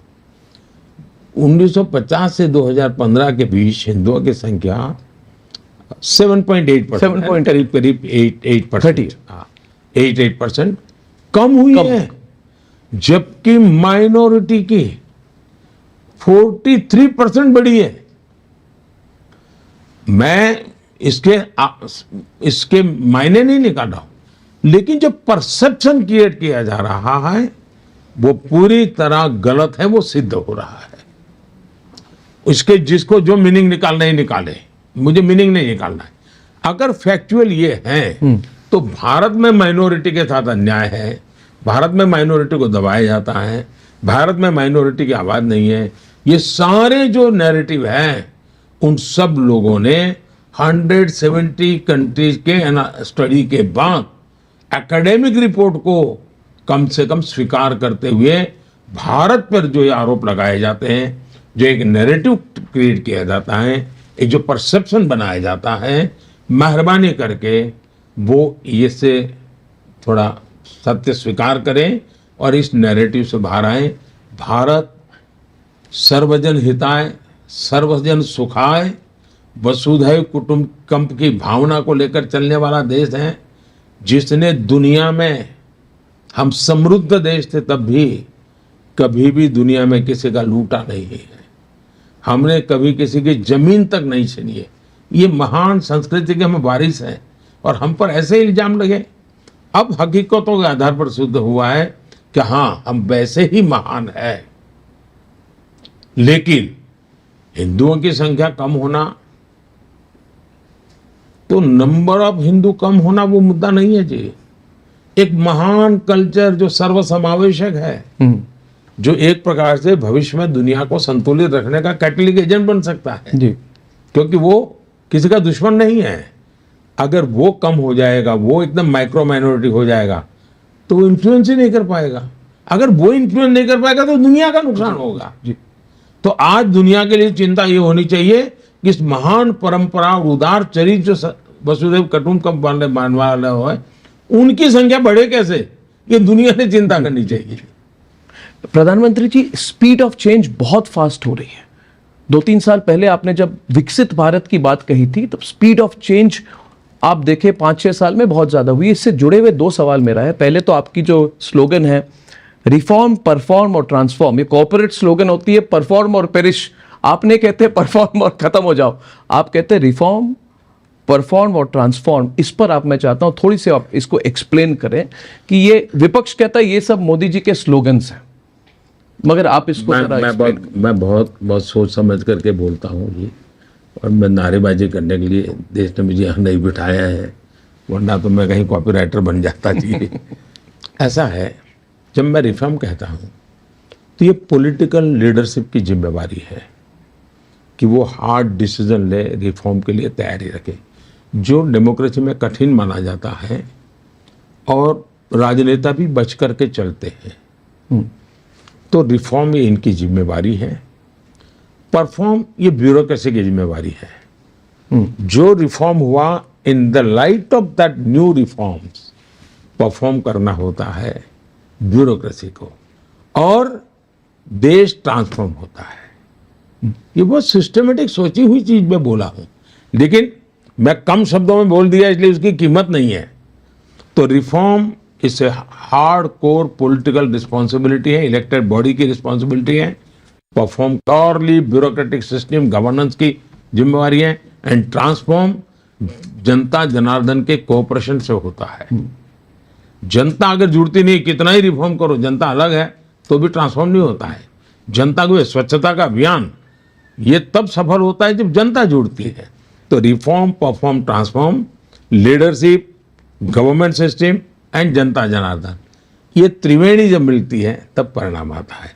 तो इसके पीछे मेरा एक बहुत बड़ी सोच है। अब देखिए, मैं उदाहरण देता हूँ, ऐसे ही नहीं हुआ है रिफॉर्म, परफॉर्म, ट्रांसफॉर्म। अब मैं सरल जो सामान्य चर्चा में और हिंदू गालियाँ दी जाती हैं कि पीएसयू को ताला लगा देंगे, तब मैं जरा उसी का उदाहरण देता हूँ। देखिए, हमारे देश में जो सरकारी कंपनियां हैं, 60 वर्षों तक कांग्रेस ने सरकारी जो कंपनियां बनी उनका संसाधनों का उपयोग अपनी होटल बुक करने में, विमान किराए पर करने, इन्हीं चीज़ों में खर्च किया है जी, बर्बादी करती है। 2009 का सीएजी का रिपोर्ट है जी। सीएजी ने हमारे पीएसयूज के लिए कहा, सरकारी कंपनियों के लिए कहा कि मिस मैनेजमेंट की वजह से 68 सरकारी कंपनियां बर्बाद हो गई थी। 60 साल में ये 68 कंपनियां। जब मैंने आकर के देखा तो मैंने सरकारी कंपनियों और सरकारी बैंकों से पहला निर्णय किया, कोई पॉलिटिकल इंटरफेरेंस नहीं चलेगा। पॉलिटिकल इंटरवेंशन, लेकिन पॉलिटिकल इंटरवेंशन होना चाहिए। आइडियाज, विचार, नयापन, वो जरूर आपको कहना चाहिए। यानी परिस्थितियों से भागना नहीं चाहिए, इंटरफेरेंस नहीं होना चाहिए। आप मेरा ये करो, मेरा करो। मैंने कह दिया, जैसे मैंने कहा भाई ये मानो मंत्री क्या, पॉलिटिकल सिस्टम क्या करती थी कि खुद को एक मोबाइल मिलेगा सरकारी व्यवस्था से, और 3 PSU उसके डिपार्टमेंट में, उनके 3 मोबाइल लेगा। सरकार एक गाड़ी देगी, हर PSU से एक गाड़ी रखेगा अपने बच्चों के लिए। ये सारे खेल बंद होने चाहिए। मैं छोटी चीजें बताता हूँ, इससे समझ आएगी कैसे बड़ी चीजें बड़ी बड़ी होती है।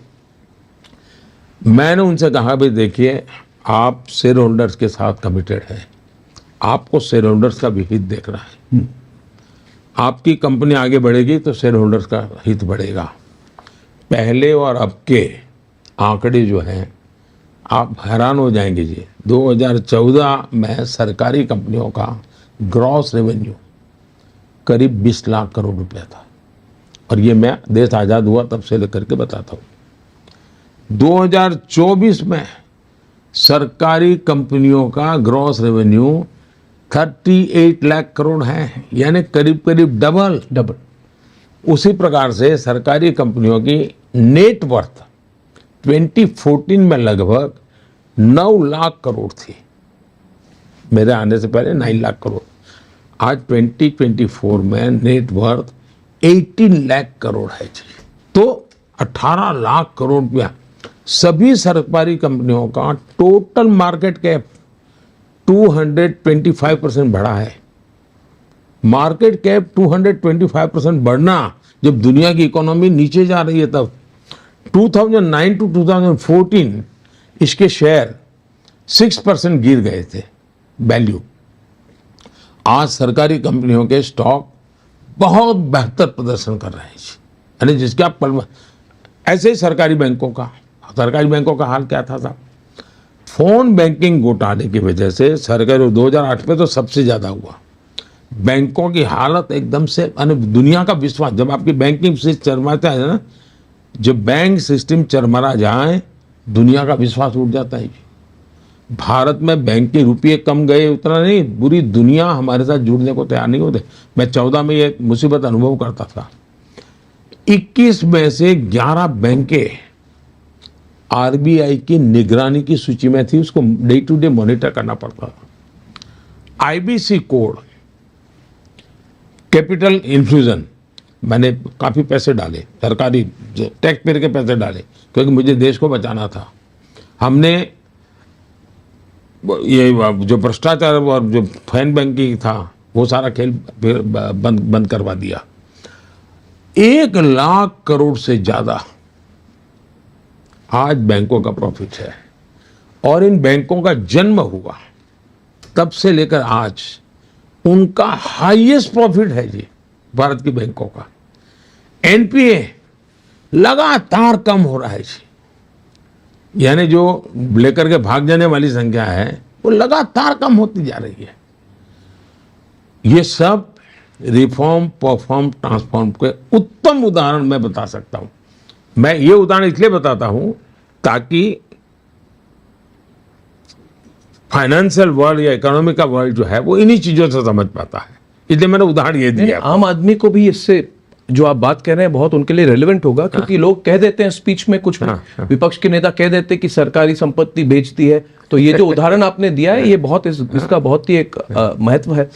प्रधानमंत्री जी, एक मुझे सवाल पूछना है भारत के युवा पीढ़ी के लिए आपसे, क्योंकि अभी 50% से ज़्यादा पॉपुलेशन 25 से नीचे है, 60% से ज़्यादा या 35 से नीचे, उनको कोई अनुभव नहीं है। प्रधानमंत्री जी, ये डेवलपमेंट क्या हुआ है? एक हो सकता है टेकन फॉर ग्रांटेड अप्रोच, जो मोबाइल जनरेशन है, जिन्होंने मोबाइल फ़ोन देखा है जब से वो उनका जन्म हुआ है, वो टेकन फॉर ग्रांटेड कर सकते हैं। आप जो भविष्य की फ्यूचरिस्टिक इन्वेस्टमेंट थिंकिंग उसके बारे में बोल रहे हैं, वो बुलेट ट्रेन हो, गगनयान हो, ये इंटरनेशनल स्पेस स्टेशन की बात हो रही है अगले 8 साल में, ये जो आपकी एंटी ग्रेविटी प्रोजेक्ट, ये सारी जो प्रोजेक्ट्स हैं, ये जिन्होंने अनुभव नहीं किया है कि भारत आज से 20 साल पहले कहां था, वो सुनते हैं कि नेता आके कहते हैं उनको, देखिए कोई सरकार आ जाए कोई फर्क नहीं पड़ेगा, भारत तो बढ़ता रहेगा, लगातार बढ़ता रहेगा, नरेंद्र मोदी प्रधानमंत्री रहे नहीं रहे, बीजेपी रहे नहीं रहे, कोई भी सरकार आ जाए, मिली जुली सरकार, खिचड़ी सरकार, भारत की प्रगति होती रहेगी। तो मैं चाहता हूं इस पर आप जरा अपने फ्यूचर विजन को लेकर, ताकि कोई भी पीढ़ी टेकन फॉर ग्रांटेड ना करे भारत के डेवलपमेंट को, इसको आप कैसे इसको एक्सप्रेस करना चाहेंगे कि जो फीलिंग है कि कोई भी सरकार आ जाए कुछ फर्क नहीं पड़ने वाला? पहले मैं जी एक जनरल वे में बताता हूँ। देखिए, जब हमारा देश आज़ाद हुआ तब दुनिया की इकोनॉमी में हम नंबर 6 पर थे, भारत का स्थान 6 पर था। हमारे इन महानुभावों ने सरकार ऐसी चलाई, सब बड़े बड़े महान विद्वान लोग रहे, कि हम 11 नंबर पर पहुंच गए। 10 साल में हमारे एक के बाद एक सुविचारित कदम, आज हम 11 नंबर से 5 नंबर पर आ गए। अब कुछ लोग कहते हैं अरे भाई ये तो नेचुरल होने वाला है, होने वाला है। अब 6 से 11 हुआ, वो क्या था भाई? अगर नेचुरल होना था तो 6 से 5 होना चाहिए था, 4 होना चाहिए था। 11 हुआ मतलब तुमने कुछ उल्टा किया। अब हम देखिए 2014 में कांग्रेस ने एक अनाउंसमेंट किया था, उन्होंने कहा था 2043 हम भारत को दुनिया की तीसरे नंबर की अर्थव्यवस्था बनाएंगे। ये उन्होंने 2043 कहा था। हमारी सरकार तीसरी पारी में तीसरे नंबर की इकोनॉमी बनाने का लक्ष्य करके चल रही है। मतलब कांग्रेस के हिसाब से 15 साल पहले मेरा, एक तो मैंने प्रीपोन कर दिया और आकार का, मतलब उसके लिए मुझे मेहनत लगती है। अगर कांग्रेस की स्पीड से चलते तो मुझे लगता है कि तीसरे नंबर की इकोनॉमी आते आते हो सकता है अर्नब का पोता शायद उसको पता समाचार मिलते कि हाँ तीसरे नंबर पहुंचे, ये हाल हो जाता। 2-2, 3-3 पीढ़ी मिट जाती जी। और हम इतना, तो देश का नौजवान, उसको पुराना पता नहीं है, लेकिन देश के नौजवान को दुनिया का पता है। देश के नौजवान को अगर चीजें मिले तो मानता नहीं है, लेकिन वो एनालिसिस करता है, ये अच्छी निशानी है। और मैं मानता हूं कि देश के, अब जो इस बार फर्स्ट टाइम वोटर है, हाँ, वो 2014 के पहले तो 8 साल का, 10 साल का, 12 साल का था। उसको उस समय के अखबारों में क्या चलता था, भ्रष्टाचार की खबरें क्या होती थी, कानून व्यवस्था के बम ब्लास्ट हो रहे, हर जगह पे बोर्ड लगे रहे, लावारिस चीज़ों को हाथ मत लगाओ। एयरपोर्ट पर बोला जाता लावारिस चीज़ ट्रांजिस्टर बम, लावारिस। आज उसको कुछ ऐसा सुनने को मिलता नहीं। तो ये चीज़ें वो समझता है। और हमने भारत की ग्रोथ को एक प्रकार से 2-2 पीढ़ी एडवांस कर दिया है। मैंने 2-2 पीढ़ी मैंने एडवांस कर दिया है। और मैं मान, जैसा आपने उल्लेख किया, गगनयान की बात हो, बुलेट ट्रेन की बात हो, स्पेस स्टेशन की बात हो, या एयरपोर्ट। अब देखिए भाई, हमें आज भारत के पास करीब सभी मिला करके प्राइवेट प्लेन वगैरह सब गिने तो 600-700 हवाई जहाज है। अभी 1100 हवाई जहाज का ऑर्डर बुक किया हुआ है भारत ने। एक आंकड़ा शेयर करूं मोदी? हाँ, एक आंकड़ा मेरे पास है कि 2028 में जब तक भारत तीसरी नंबर की इकोनॉमी हो जाएगा आपके तीसरे कार्यकाल में, तो भारत की जो टोटल ग्लोबल एयर ट्रैफिक है वो 50% होगी पूरी दुनिया की। मतलब हर दूसरी प्लेन भारत से टेक ऑफ करेगी। ये आपके कार्यकाल में। और इसलिए मेरे सामने चुनौती ये नहीं है, मेरे सामने चुनौती में कितनी तेजी से एयरपोर्ट बनाऊंगा। ये कहते हैं तो होता ही रहेगा, प्रधानमंत्री आए नहीं आए, कोई भी सरकार यानी सिर्फ एविएशन, टूरिज्म, आप मान के चलिए जी। मैं G20 में मैंने 200 कार्यक्रम अलग अलग देश के स्थानों पर किए। मैंने टूरिज्म का एक फाउंडेशन बना दिया है जी। इतना बड़ा टूरिज्म आने की संभावना मैं देख रहा हूँ जी। G20 के हर देश के हर लोग, यार भारत एक बार तो जाना चाहिए, ये मूड बना दिया है मैंने। और मैं विद इन इंडिया यात्रा और इंटरनेशनल टूरिस्ट का आना, इन दोनों को मैं जोड़ रहा हूँ। अब आप एविएशन सेक्टर देखिए, रोजगार के कितने अवसर बनेंगे। आप फ्लाइट क्रू चाहिए, आपको ग्राउंड मैनेजमेंट के लिए बहुत बड़ी मात्रा में लोग चाहिए, आपको इंजीनियर्स चाहिए, आपको कंप्यूटर मैनेजमेंट वाले लोग चाहिए, आपको मेंटेनेंस के लिए हजारों लोग लगते हैं जी। यानी पूरा भारत एक प्रकार से लॉजिस्टिक हब बनेगा। कितनी व्यवस्थाएं लगेगी, आप कल्पना कर सकते हैं जी। इतना ही नहीं जी, देश के नौजवान, यानी आप टियर 1 टियर 2 सिटी तक मत देखिए, आप गांव तक देखिए। भारत के नौजवान डॉक्टर इंजीनियर बनने की सपना ही नहीं देखता था। क्यों? कि उसको तो बेचारा पहले तो मुझे अंग्रेजी स्कूल में पढ़ना पड़ेगा, मेरे माँ बाप के पास पैसे नहीं, मैं अंग्रेजी स्कूल में कैसे पढ़ूंगा। मैंने निर्णय कर लिया, मातृभाषा में भी तुम डॉक्टर बन सकते हो, मातृभाषा में तुम इंजीनियर बन सकते हो, तुम्हें अंग्रेजी पढ़े बिना तुम्हारी रुकेगी नहीं। अब देखिए, मैं सोच रहा हूँ 2029 में मैं यूथ ओलंपिक भारत में करना चाहता हूँ, मैं बीच ओलंपिक भारत में करना चाहता हूँ, मैं 2036 ओलंपिक यहाँ करना चाहता हूँ। ये चीज़ें कोई शोकेस नहीं है जी, मेरे देश के मिजाज को बदलते। G20 साहब, 8वीं कक्षा का बच्चा स्कूल में बोलता था G20 जी बिल्कुल, जबकि पहले लोगों को पता नहीं था G20। तो मैं मेरे देश के हर बच्चे को ग्लोबल माइंडसेट उसका तैयार कर रहा हूँ जी। एक के बाद एक मैं कदम वो उठा रहा हूँ जी। और तीसरा कार्यकाल मुझे, मेरे सबसे बड़ी मेरी भरोसे की ताकत है, ये बिलो 30 एज ग्रुप है जी, वो मेरे साथ जुड़ जाएगा। मैं पूरा विश्वास है मेरा, मैं मेरे देश से 20 to 30 वाला जो एज ग्रुप है ना, वही मेरे देश को आगे स्पीड मेरी बढ़ाने वाला है। दिख भी रहा था। और दूसरा, माताएं बहनें, माताओं बहनों का जो रोल है वो पिछली शताब्दी में जो इतना हुआ है उससे सैकड़ों गुना बढ़ जाएगा जी। यानी हम कितनी तेजी से बढ़ेंगे इसका आप अंदाज कर सकते हैं जी। प्रधानमंत्री जी, जब आप प्रधानमंत्री बने थे पहली बार, तब सबने कहा था कि एक्सपीरियंस नरेंद्र मोदी जी की है गवर्नेंस में। जो आपको शुभचिंतक है, जो आपके क्रिटिक है, सब मानते थे, मगर कह रहे थे कि विदेश नीति ये समझ नहीं पाएंगे, बहुत कॉम्प्लेक्स मामला है, डिप्लोमेसी इन्होंने की नहीं है, जबकि आप कर चुके थे। मुझे याद है जब आप गए थे मुख्यमंत्री होकर, आप चाइना गए थे, एक बार आपसे बातचीत भी हुई थी उस समय। प्रधानमंत्री जी, आने वाले दिनों में ये और कॉम्प्लेक्स हो सकता है, क्योंकि 3 से 5, 5 से 10 ट्रिलियन, 10 से 15 ट्रिलियन ये जल्दी होगा और हम एक ग्लोबल कंपटीटर बन जाएंगे। इंडिविजुअली आप पर जो लोग कह रहे हैं कि प्रेशर बहुत बढ़ जाएगा, एक तरह से पश्चिमी देशों से प्रेशर बनेगा कि आप रूस से दूरी रखें, और एक तरह से चाइना से भी प्रेशर बनेगा क्योंकि इकोनॉमिक कंपटीशन और बढ़ जाएगी। तो कोल्ड वॉर 2.0 एक आने वाला है, जिसमें भारत भी एक तरह से एक प्लेयर बन जाएगा। इसमें क्या नॉन अलाइनमेंट 2.0 वाली पॉलिसी चलेगी? आपने यूक्रेन के समय में देश हित वाली पॉलिसी चलाई, तो आप ये प्रेशर कैसे हैंडल करेंगे? क्योंकि ये बढ़ता जाएगा आने वाले दिनों में, ये आम अनुमान है।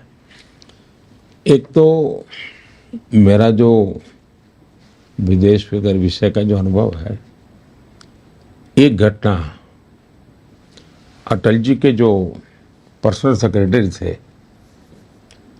मिस्टर सिन्हा, उनका शक्ति सिन्हा जी, उनका स्वर्गवास हो गया जी।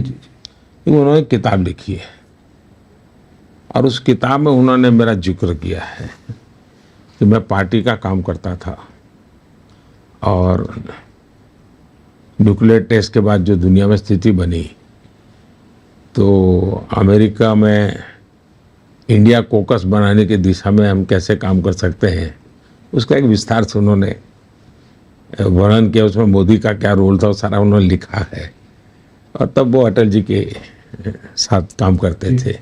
तो खैर वो तो एक अलग बात है। सवाल ये है कि पहले हमारे यहाँ सोच रही कि हम इससे इतनी दूरी बनाकर रखेंगे, हम इससे इतनी दूरी बना, ये एक अप्रोच था। मैंने कहा हमारा अप्रोच ये नहीं रहेगा, हमारा अप्रोच रहेगा हम किससे कितनी निकटता बनाएंगे। पहले क्राइटेरिया था दूरी का स्टैंडर्ड था, मेरा था निकट का स्टैंडर्ड।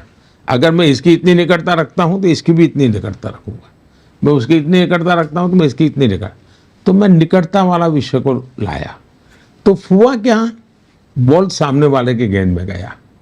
उसको लगा यार मैं यहाँ तक मोदी के पास हूँ, भारत के पास हूँ, और वो मेरा विरोधी वहाँ है, मैं थोड़ा और आगे चलूँ, मैं ज़्यादा। तो आज दुनिया में कंपटीशन है कि भाई भारत के निकट कैसे जाए। पहले कंपटीशन थी भाई दूरी, अच्छा वो वहाँ है तो वो मेरा विरोधी है तो मैं भी इतना ही रहूँगा। मैंने उल्टा कर दिया है। जैसे लुकिस्ट पॉलिसी, मगर चेंज इट, एक्टिस्ट पॉलिसी करो। तो मैंने इसको एक्टिस्ट, लगता होगा आपको शब्दों का खेल है, शब्दों का खेल नहीं है, ये पूरी प्रक्रिया बदल जाती है उससे।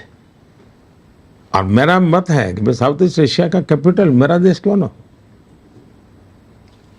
वो मिजाज हमारा क्यों नहीं होना चाहिए। सारे दुनिया के देशों को हमारे साथ जुड़ने का मन क्यों नहीं करना चाहिए।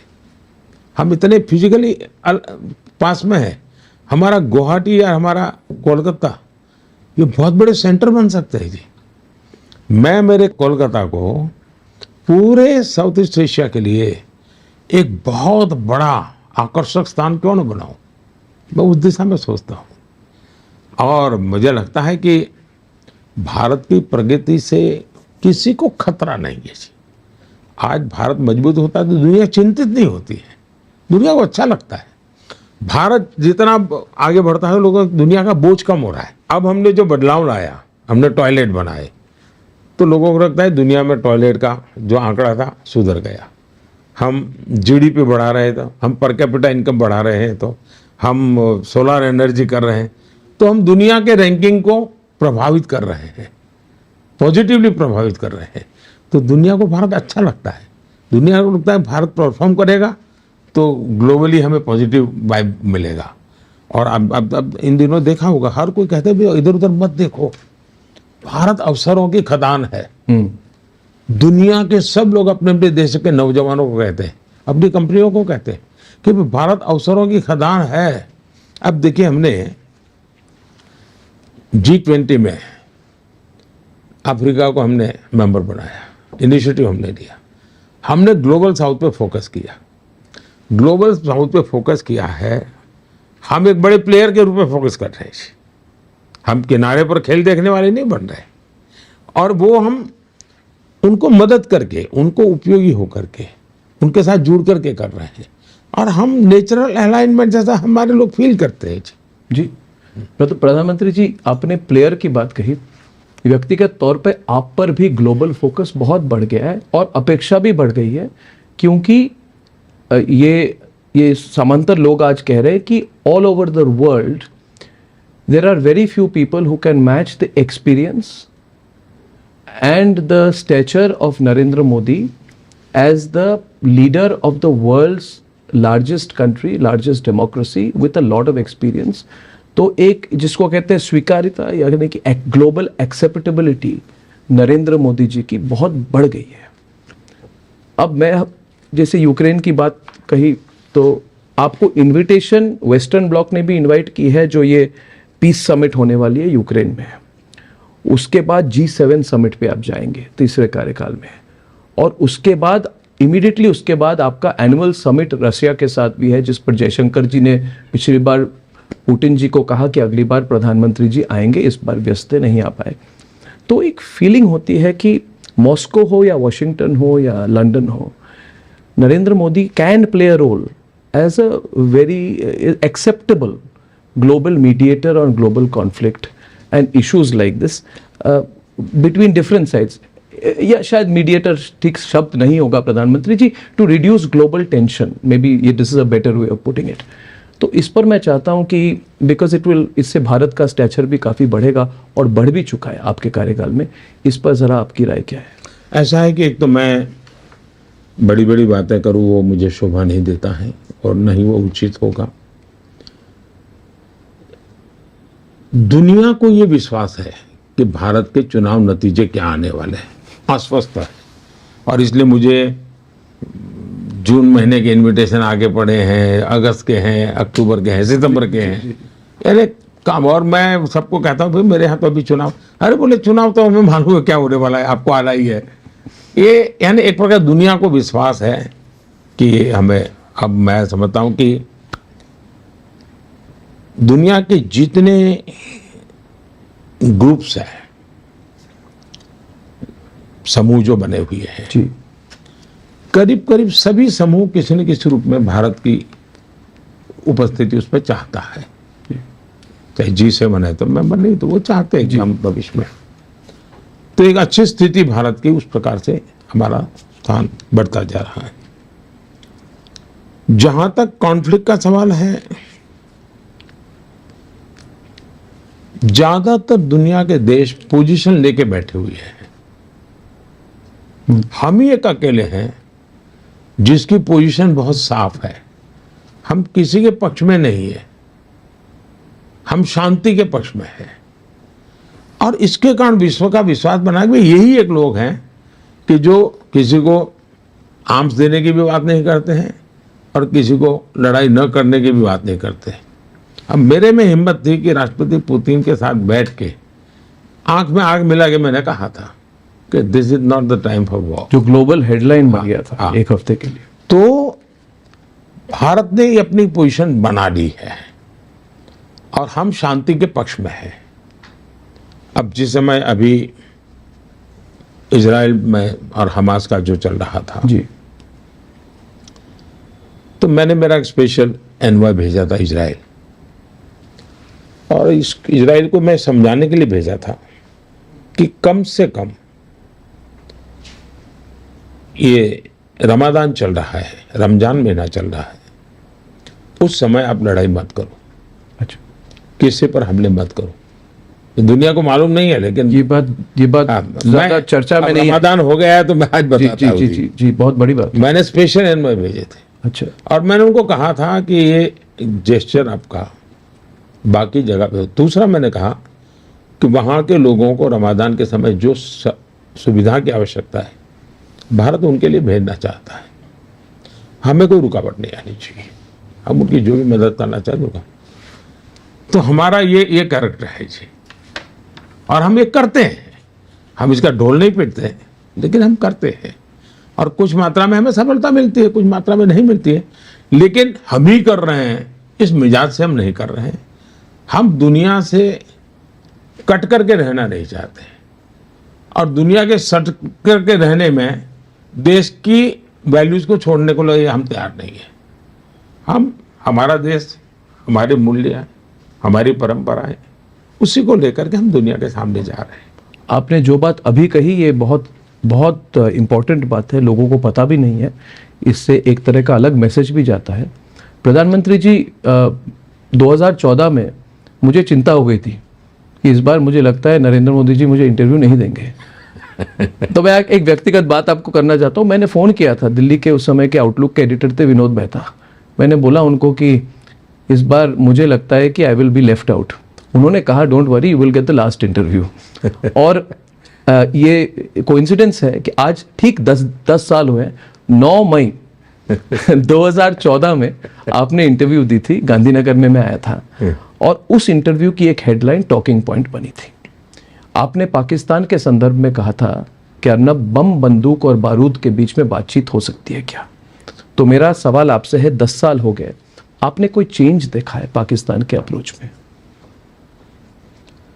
हमें पाकिस्तान के अप्रोच में अपना दिमाग खपाना नहीं चाहिए। हमें अपना लक्ष्य लेकर के आगे बढ़ते रहना चाहिए। और मैंने with reference to Pakistan, Hindustan को चलाने के तरीके 10 साल से ताला लगा दिया। मैं वो करना ही नहीं चाहता। पाकिस्तान, उन्होंने अपना अलग देश 47 में ले लिया हमसे। अब वो अपना करे, भला करे, अच्छा करे, वो अपना 2 टाइम की अच्छी रोटी खा ले, बस। मुझे कोई उसमें समय गंवाने की ज़रूरत नहीं है। हम बहुत आगे निकल चुके हैं, और हमने अपना विकास उनके रेफरेंस पर करना ही नहीं चाहिए। हम अपना टाइम खराब कर रहे हैं। हमें तो अपने मुझे तो मेरे देश की नई पीढ़ी का भविष्य देखना है जी। हमें उन्हीं को लेकर के चलना चाहिए। प्रधानमंत्री जी, अंत में यही कहूँगा कि आप मास्टर कम्युनिकेटर बिल्कुल हैं, और इस इंटरव्यू के जरिए आपने फॉरेन पॉलिसी से लेके राजनीति और अपने डेवलपमेंट विजन को बहुत क्लैरिटी के साथ हमारे दर्शकों के सामने रखी है। अच्छा होता है कि इलेक्शन के टाइम पे इस तरह हमें मौका मिलता है बातचीत करने का। बहुत बहुत धन्यवाद चलिए, प्रधानमंत्री जी। मुझे मेरी बहुत शुभकामनाएं। मुझे आज जो सुना मुझे अच्छा लगा कि आपकी इतनी रीजनल चैनल हो चुकी है और एक साथ ये सब वहाँ भी जाएगा। और मेरी तो एक बार आपके फंक्शन में आया था, मैंने कहा था कि आपने ग्लोबल बनना चाहिए और ग्लोबल बनेंगे। मुझे पूरा विश्वास है कि क्योंकि आप पैसों के लिए काम नहीं करते, आप एक प्रोफेशन के रूप में इसको लिया है। धन्यवाद धन्यवाद प्रधानमंत्री जी, बहुत बहुत धन्यवाद। आपके दर्शकों का भी बहुत बहुत धन्यवाद। और मेरे सभी मतदाताओं से यही आग्रह रहेगा कि अभी भी मतदान का जहाँ जहाँ बाकी है भारी मतदान करिए, लोकतंत्र के उत्सव को उत्सव के रूप में बनाइए। एक फेस्टिवल होना चाहिए, ज़्यादा से ज़्यादा मतदान होना चाहिए। धन्यवाद धन्यवाद। धन्यवाद धन्यवाद धन्यवाद।